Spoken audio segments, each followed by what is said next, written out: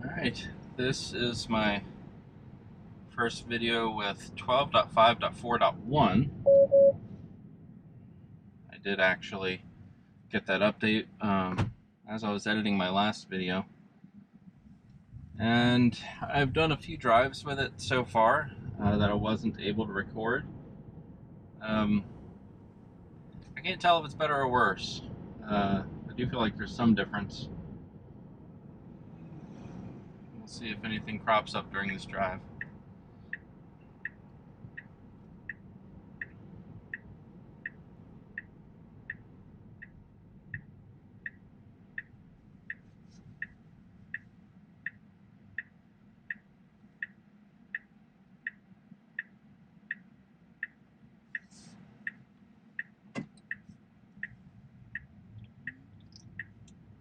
That almost got me last time, taking the sip as I take off. Because, man, the Tesla will go fast. And the inertia will blow all that drink back in your face.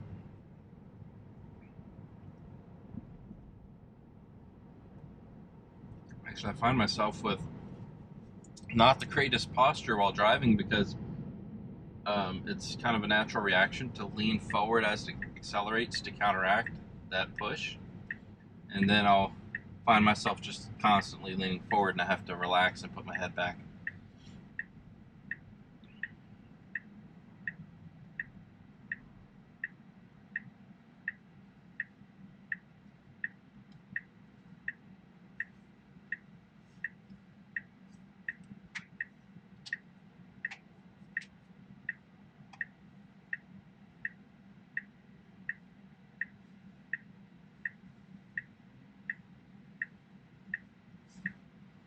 Well, I guess might as well include some information in this drive. So, there was the Wii Robot event that happened on 10/10 just a couple days ago. And if you didn't see that, there were a number of things that came out of it. I actually didn't watch it live because it was delayed. I think there was a medical issue in the crowd and it got delayed like an hour, and then I was trying to watch it on YouTube, and that was a bogus, it was actually kind of a funny story. That was a bogus channel. And I think both Tesla and SpaceX may not have actual channels on YouTube anymore, or at least not ones that they do live events on. They do all their live events on X. So I was trying to watch the Wii Robot event, and it was showing up on YouTube under this fake Tesla channel, but it was clearly a scam because when Elon was speaking, it wasn't, his mouth wasn't lining up with the words.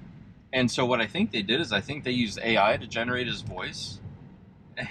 And it was putting up this QR code saying that if you sent your cryptocurrency to this site, it would double your cryptocurrency. And so I was trying to get people to send their Bitcoin and stuff, and it was just so obviously a scam, but still very convincing because, they knew the live event was happening. The channel said Tesla. I didn't dig too much into it. I was just like watching it on my TV, but I mean, I could see how people would have been scammed by that. So, and the same thing happened with the Starship IFT launch number 5 that just happened, where they caught the booster with the Mechazilla chopsticks.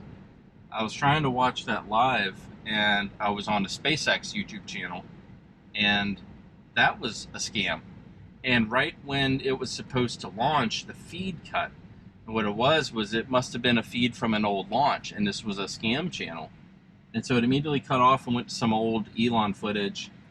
So I went to the trusty Everyday Astronaut channel. If you don't watch that channel, that's definitely the best one. I might even put a link to it somewhere.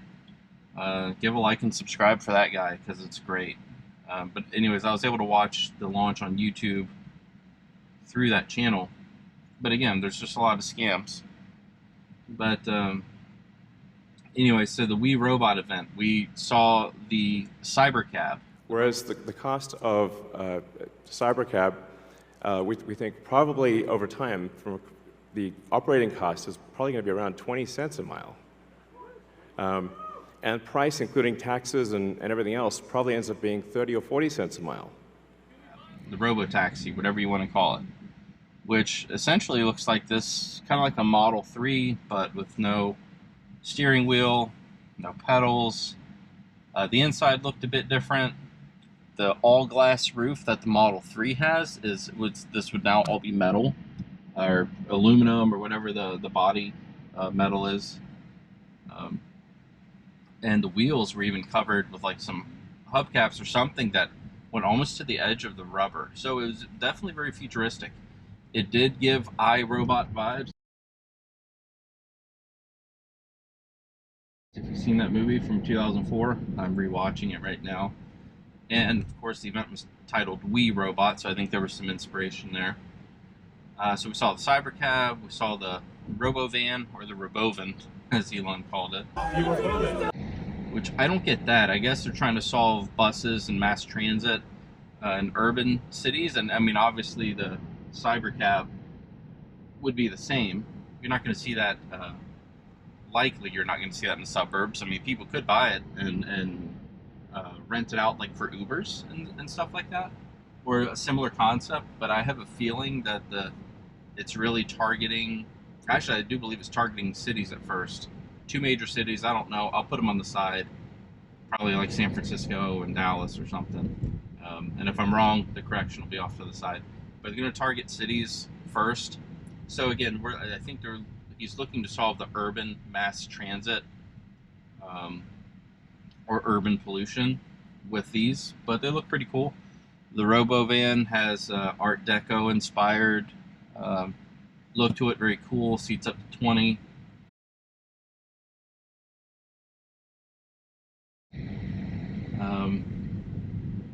You know, do you want to get in a? I mean, I guess if you're riding the bus, it's fine. I have no interest in getting in a van with up to 19 other strangers. But I guess if you're city living, that's kind of par for the course. Maybe don't mind. Maybe it'll be better than the subway or something. So we saw the Cybercab, the Robovan. Of course, there were a ton of Tesla robots, Optimus robots, at the event, which I was a little mixed because you could kind of tell, and I think they admitted, they told people there that the voices were coming from remote operators, and maybe even the remote operators were triggering some of the movements. I don't think they were fully enacting the movements, but it was still very cool to see all of these robots doing things, being out in the public, having conversations with people. It definitely gave you a glimpse of what that will look like. How's everybody doing? Doing good. All right. Then step right up. Can I have a watermelon fogarita? A watermelon? Yeah. Of course you can. Hey, what's up?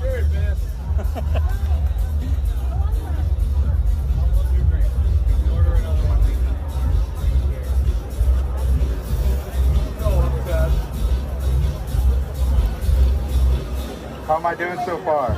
Killing it. So I think that was really cool.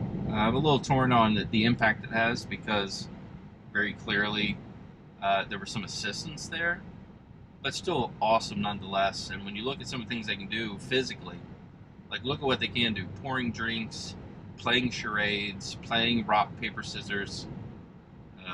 You know, it's pretty cool stuff. And a lot of that is showing off more their fine motor skills, which would be incredibly important to getting these robots useful for, you know, average people eventually. I know they're saying it'll cost anywhere from $20,000 to $30,000 at first. Clearly, it's going to target rich people first. All those mansions in Beverly Hills and stuff will probably have Optimus robots, but eventually, and this is where I go back to the iRobot movie I was just watching. You know, I was only like 30 minutes into it, and the whole premise of the movie is that there are these robots, and there's like a national robot company that's about to launch a new model, and it's going to be the first one that will go into like every home. And so it's definitely the goal, I think, would be with Optimus, and I'm all for it. It will be a disruptor, and if that's one thing we can talk about in the comments is, what do you feel like the disruption will be for the U.S. economy or for the global economy when you've got robots taking over so many jobs? I mean, we know they're going to take over probably manufacturing, packaging, warehousing duties. But what's going to happen when they start taking over teaching duties? I mean, I hate to say it, unpopular opinion maybe, but I firmly believe that these robots will make probably better teachers than humans. And I say that because, we can sometimes forget, and we have to do a lot of times, we have to take a lot of time to prepare. I've done teaching myself unofficially. I've done private tutoring at like a homeschool thing. I've done tutoring actually at a college level when I was in college with some first year physics students. So I've done the teaching thing, and I know that humans aren't perfect, and while we do a great job at teachers, it's not a stab at teachers at all. But when you have this robot that has all of this knowledge at its fingertips, can cross-reference everything, can keep up to date with the newest trends, doesn't need any time to prepare, and can, somewhat interact with the class in a meaningful way. And then, of course, you worry about, teachers nowadays can't do anything to discipline any kids. They can hardly even raise their voice to them. So at the very least, if you have a robot teacher, you can take the risk away from a human teacher being in that environment. So, but again, I know it's controversial, and there's other reasons why it might not be a good idea. But when I think about just the knowledge and the patience maybe that a robot may have to just stick with it till you get it, it's not going to get hungry. It's not going to get impatient. It's not going to get bored of trying to teach you. If we think about some of the interactive ways, like think about the iOS 18 on the iPad with the math notes. And if you haven't seen that, look it up. I don't know if I can include a clip in this video because, I don't know, maybe I can use Apple's advertisement, but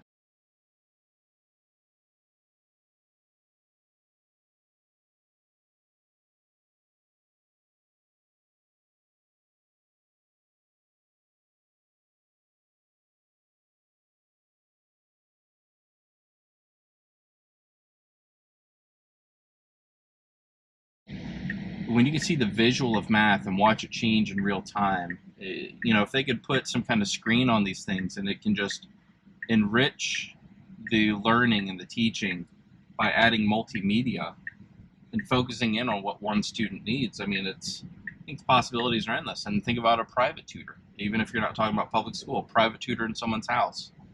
That's a robot that has all of this knowledge that can, again, multimedia. It can explain it in different ways. It can adjust the grade level it's talking to.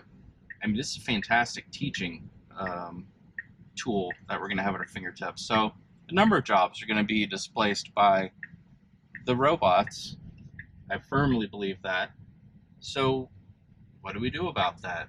Do we need a universal basic income? The conservative fiscal in me says, of course, that's a dumb idea, but times are changing drastically, and if we displace so many workers, what's the stopgap until there's a new crop of jobs that they can get? People are going to have to be retrained, right? The job landscape's going to be completely different. There will be a need to fill in that gap somehow when people are displaced, and that'll put a strain on the economy, but I don't see how it's avoidable. Well, all right, we're ending our first drive. I bet you viewers didn't see that coming. But yeah, let's talk some economics. Let's talk robotics. Leave your comments below, and we'll talk more on the next trip.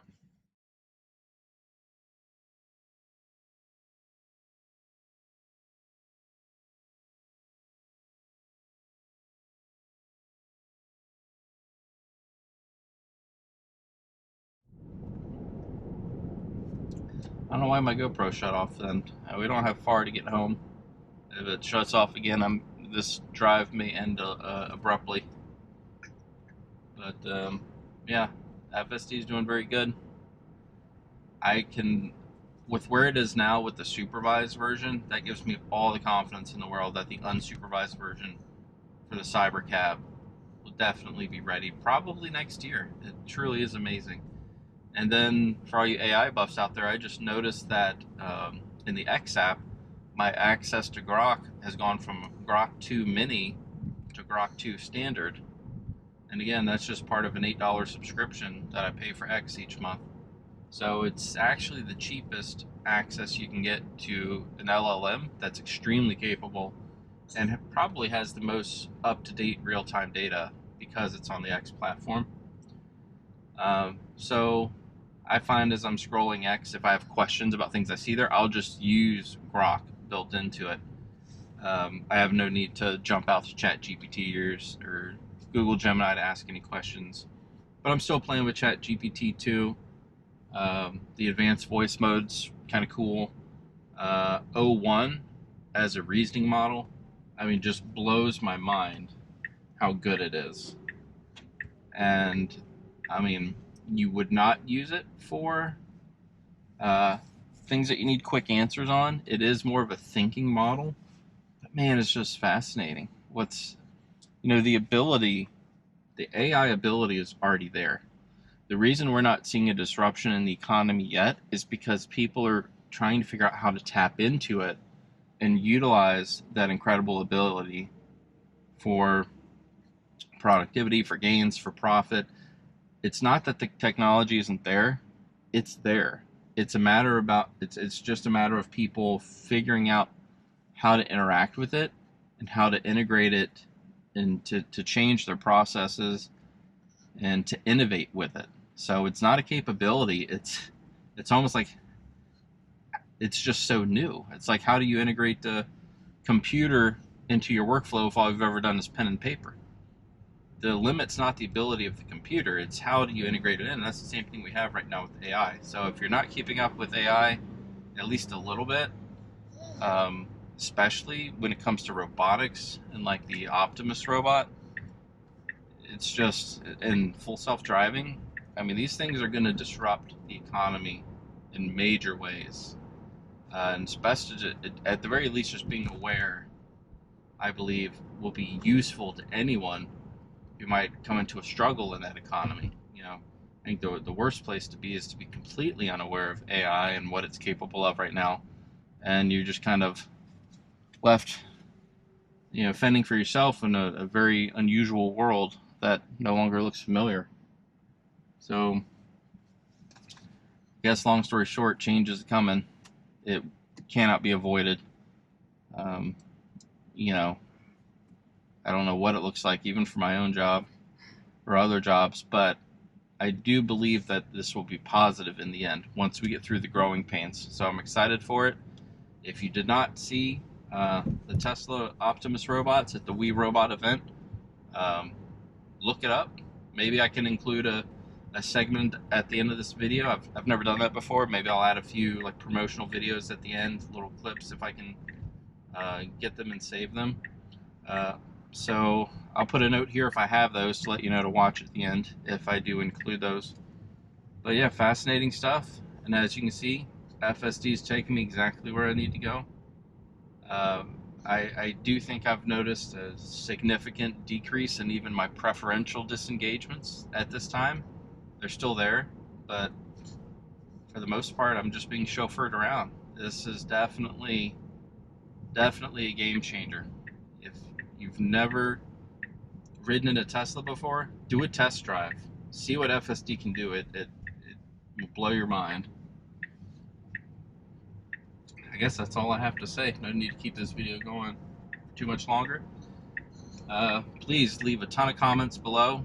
Let's talk about the economy, the robots, Starship, Tesla, FSD, whatever you want. And if you like this content, if you like this video, please like the video, subscribe to the channel, and we'll hard break. Yeah, and we'll see you in the next video.